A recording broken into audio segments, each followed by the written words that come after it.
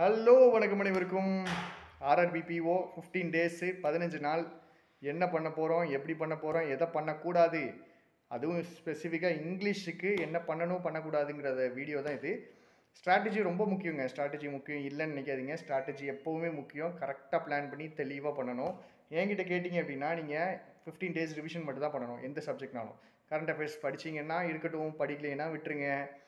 படிச்சிருந்தீங்கன்னா படித்தது ரிவைஸ் பண்ணுங்கள். அதுக்கு தான் நம்மளுக்கு டைம் இருக்கும். இங்கிலீஷுக்கு தயவு செஞ்சு 3 hours ஒதுக்கிடுங்க. மற்ற ஆர்ஆர்பிபிஓ மாதிரி இது கிடையாது. நீங்கள் என்ன பண்ணுவீங்க, இதுக்கு முன்னாடி வரைக்கும் இங்கிலீஷ் அவனுக்கு 1/4 மணி நேரம் போகுதுன்ட்டு ஒதுக்கிட்டு போயிடுவீங்க.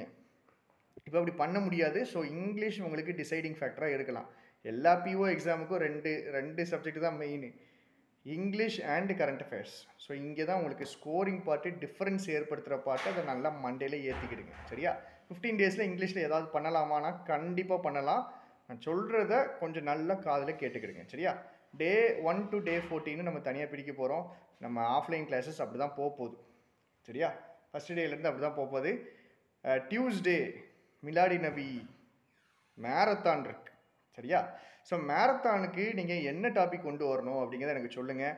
எரர்ஸில் நான் வந்து ப்ரிப்போஷன் எரர் ஒரு 100 எரர் எடுத்து வச்சுருக்கேன். அது கொண்டு வரலாமான்னு ஒரு ஐடியா இருக்குது. இல்லை ஜென்ரலாக எரர்ஸ் கொண்டு வரலாமான்னு ஐடியா இருக்குது. இல்லை கிரிட்டிக்கல் ரீசனிங் கொண்டு வரலாமான்ட்டு யோசிச்சுட்டு இருக்கேன். இல்லை ஒக்கேப்ஸ் ஒரு 200-300 ஒக்கேப்ஸு அடிக்கடி கேட்கக்கூடிய, எக்ஸாம் பாயிண்ட் ஆஃப் வியூவில் கேட்கக்கூடிய ஒரு 200 ஒக்கேப்ஸ் படிக்கலாமான்ட்டு இருக்குது.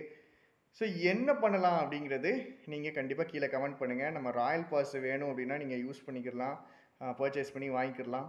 அதில் வந்துட்டு பார்த்தீங்கன்னா போன வருஷம் அதுக்கு முந்தின வருஷம் பண்ண அந்த எஸ்பிஐ கிளர்க்கோ ஐபிபிஎஸ் கிளர்க்கோ தரமாக பண்ணியிருப்போம். இங்கிலீஷுக்கெலாம் நல்லாயிருக்கும். அட்லீஸ்ட் ஒரு ஆவரேஜ் லெவல்லையாவது இருக்குங்க. மோசமாக இருக்காதுங்க, ஒரு ஆவரேஜ் லெவல்லையாவது இருக்கும். ஸோ அதையும் நீங்கள் ரெஃபர் பண்ணுறதுக்கு வாங்கிக்கிடலாம். நம்ம கிளாஸை பொறுத்த வரைக்கும் ஃபஸ்ட்டு விஷயம் இந்த மேரத்தானுக்கு என்ன டாபிக் அப்படிங்கிறத எனக்கு சொல்லிடுங்க. சரியா? அடுத்தது டே 1 to டே 14 வரைக்கும், டே 13 வரைக்கும் போட்டு கொடுத்துருவேன். மெயினாக ஒரு 10 நாள் தெளிவாக படிக்க போகிறோம். 10 நாள் 12 நாள் தெளிவாக படிக்க போகிறோங்க. சரியா? டெய்லி என்ன பண்ணணும்னு சொல்கிறேன். ஒரு ஆர்சி, ஒரு பேராஜம்பிள், ஒரு கிரிட்டிக்கல் ரீசனிங். இது டெய்லி. இப்போது 15 முடிச்சிடலாம். 12 to 15 முடிச்சிடலாம். 15 ஆர்சி ப்ராக்டிஸ் பண்ணியிருப்போம், 15 பேராஜம்பிள் ப்ராக்டிஸ் பண்ணியிருப்போம், 15 கிரிட்டிக்கல் ரீசனிங் கொஸ்டின்ஸ் ப்ராக்டிஸ் பண்ணியிருப்போம். 3க்கும் 10 நிமிஷம். 3க்கும் சேர்த்து ஒரு 3/4 மணி நேரம் வச்சுக்கிடுவோம். 3க்கும் சேர்த்து 3/4 மணி நேரம் வச்சுக்கிடுவோம் கரெக்ஷன்லாம் பார்க்குறதுக்கு. சரி, இது நம்ம கிளாஸ்லையும் போடுவோம். ஆர்சி வந்துட்டு நான் என்ன பண்ணிடுவேன் அப்படின்னா உங்களுக்கு நம்ம டெலிகிராம் குரூப்பில் போட்டுருவேன். சரியா? டெலிகிராம் குரூப்பில் போட்டேன் அப்படின்னா நீங்கள் அதிலேருந்து பார்த்துக்கிடலாம். அந்த ஆர்சியை பார்த்து வச்சிட்டிங்கன்னா நம்ம கிளாஸில் அதை சால்வ் பண்ணிடலாம். ஸோ கண்டிப்பாக ஒரு ஆர்சி சால்வ் பண்ணுறோம், ஒரு கிரிட்டிக்கல் ரீசனிங் சால்வ் பண்ணுறோம், ஒரு பேராஜம்பிள் சால்வ் பண்ணுறோம். இதை தாண்டி இது டெய்லி நடக்க போகுது. இதை தாண்டி நாம் ஒரு செக்ஷனல் டெஸ்ட்டு போட போகிறோம். இப்போ இன்றைக்கி மெயின்ஸு செக்ஷனல் டெஸ்ட்டு போடுறோம் அப்படின்னா நாளைக்கு ஆல்டர்னேட்டிவ் டேஸில், இன்றைக்கி மெயின் செக்ஷனல் போடுறேன்னா நாளைக்கு ஃபுல் டெஸ்ட்டு போடுவேன். இன்றைக்கி நான் மெயின்ஸ் செக்ஷனல் மட்டும் போடுறேன் அப்படின்னா நாளைக்கு நான் மெயின்ஸு ஃபுல் டெஸ்ட்டு போடுவேன். மெயின்ஸ் ஃபுல் டெஸ்ட்டு போட்டாலும் நான் ஆர்சியும் பேராஜம்பிளும் கிரிட்டிக்கல் ரீசனிங் நான் ப்ராக்டிஸ் பண்ண தான் போகிறேன். இது எல்லாத்துக்குமே தனித்தனியாக ஸ்பெசிஃபிக்காக நம்ம கொஸ்டின்ஸ் எடுத்து வச்சுருக்கோம். அதை நான் உங்களுக்கு தரப்போகிறேன். நான் யோசித்தது என்ன அப்படின்னா RC, critical reasoning, parajumble 25 error. RC 1, critical reasoning 1, parajumble 1, 25 error, ஒரு செக்ஷனல் டெஸ்ட் 5. இது எல்லாத்தையும் கரெக்ஷன் கொடுக்க முடியுதா அப்படின்னு எனக்கு தெரியாது. பட் நான் அட்லீஸ்ட் உங்களுக்கு இந்த 5ஐயும் தனித்தனி கொஸ்டினாக உங்களுக்கு பிடிஎஃபாக ப்ரொவைட் பண்ணணும்னு நினைக்கிறேன். இதை நம்ம புதுசாக இப்போ ட்ரை பண்ண போகிறோம். இந்த 5 தனித்தனியாக டெய்லி உங்களுக்கு பிடிஎஃபாக அப்டேட் ஆயிரும். ஸோ நீங்கள் என்ன பண்ணிக்கலாம்னா போட்டுக்கலாம். ஆன்சரும் நான் வந்து அப்டேட் பண்ணிடுறேன். முடிஞ்ச அளவுக்கு கரெக்ஷனில் எல்லா கொஸ்டினையும் பார்த்துருவோம். சரியா? So RC, critical reasoning, parajumbles and errors, அதுக்கப்புறம் ஒரு செக்ஷனல் டெஸ்ட், இது எல்லாத்தையும் கரெக்ஷன் பார்க்குறோம். டைம் இருந்துச்சுன்னா நம்ம கிராமர் ரிவிஷன் ஷெட்யூலை நான் போட்டு விடுறேன். சரியா? 15 டேஸ்க்கு சுருக்கி அந்த ஷெட்யூல் நாங்கள் 30 டேஸ்க்கு ரிவிஷன் பண்ணுவோங்க ஆஃப்லைன் கிளாஸில். எக்ஸாம் வந்துச்சு, மெயின்ஸ் எக்ஸாம் வந்துச்சுனாலே 20 டேஸ் 25 டேஸுக்கு ஒக்கேப் ரிவிஷன் போகும், கிராமர் ரிவிஷன் போகும். ஸோ அந்த ஒக்கேப் ரிவிஷன் ஷெட்யூலையும் போட சொல்கிறேன், கிராமர் ரிவிஷன் ஷெட்யூலையும் போட சொல்கிறேன். ஒக்கேபு டெஸ்ட்டு எதெல்லாம் வச்சுருக்காங்களோ அந்த பிடிஎஃபையும் நாங்கள் அப்டேட் பண்ண சொல்லிடுவோம். ஸோ அது முடிஞ்சால் ஒரு 1/2 hour ஒதுக்குங்க. சரியா? 7 விஷயம் பண்ண சொல்லியிருக்கோம். ஒரு ஆர்சி, ஒரு கிரிட்டிக்கல் ரீசனிங், ஒரு பேராஜம்பிள், 25 எரர், ஒரு செக்ஷனல் டெஸ்ட்டு, கிராமர் ரிவிஷன், ஒகேப்ஸ் ரிவிஷன் எல்லாத்தையுமே பண்ணுங்கள். 2 மணி நேரம் 2.5 மணி நேரம் வந்துடும்.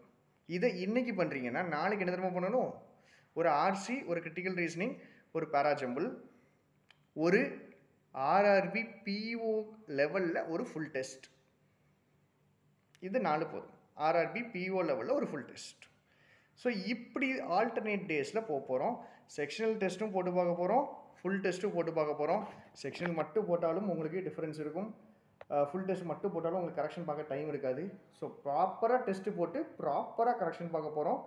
ஸ்ட்ராட்டஜி அண்ட் அப்ரோச்சும் ரொம்ப ரொம்ப முக்கியம். இங்கே ஒரு கொஷினை எங்கே ஆரம்பிக்கிறோம், எப்படி போகிறோம், என்ன ட்ராவல் பண்ணுறோம், எது நம்மளுக்கு தெரியலை அப்படிங்கிற அந்த அனலிசிஸ் கூட ஒரு 2-3 டெஸ்ட்டுக்கு நம்ம பண்ணுவோம். அப்படி பண்ணும்போது நம்ம எங்கே ஸ்டக் ஆகிறோன்னு தெரியும். எனக்கு நீங்கள் பண்ண வேண்டியதெல்லாம் அந்த 35 மினிட்ஸ் யோசிச்சுக்கிட்டே இருந்தீங்கன்னா பரவாயில்ல. எந்த டெஸ்ட்னாலும் சரி தான், எந்த செக்ஷனுக்குனாலும் சரி தான், கொடுக்குற டைமில் நம்ம யோசிச்சுக்கிட்டே இருக்கணும் பரவாயில்ல. நம்ம ஸ்டக்காகி நின்றுவோம் ஒரு இடத்துல. நம்ம அப்படியே ஃப்ளோவை அப்படியே பிடிச்சி ஆன்சர் வரைக்கும் போய் அந்த ஃப்ளோ ஆஃப் தாட்டோ இல்லை நான் யோசிக்கிற விதமோ அப்படியே ஆன்சர் வரைக்கும் எனக்கு எல்லா கொஷினுக்கும் போகுமானா கிடையாது. நடுவில் வந்து நிற்கிது. ஸோ அந்த இடிக்கிற இடம், நிற்கிற இடம், அதுலேருந்து நேவிகேட் பண்ணி போக முடியுமா அப்படிங்கிறதுக்கு எல்லா கொஷினுடைய அப்ரோச்சையும் நம்ம திருப்பி பார்க்க போகிறோம். எதுவுமே ஈஸியான கொஷின் போட போகிறது கிடையாது, டிஃபிகல்ட்டான கொஷின்ஸ் தான் போடுறோம். எனக்கு கொஷின் அனுப்பலாம், எனக்கு நீங்கள் கொஷின் அனுப்பலாம். abithruben@gmail.com, ABITHRUBAN, abithruben@gmail.com. இந்த மெயில் ஐடிக்கு நீங்கள் அனுப்பலாம். என் வாட்ஸ்அப் நம்பர் இருந்துச்சுன்னா வாட்ஸ்அப்புக்கு அனுப்பலாம், டாக்குமெண்ட்டாக அனுப்பலாம். நிறைய ஸ்டூடெண்ட்ஸ் அனுப்பிட்டு இருக்காங்க, 2-3 ஸ்டூடெண்ட்ஸ் அனுப்பியிருக்காங்க.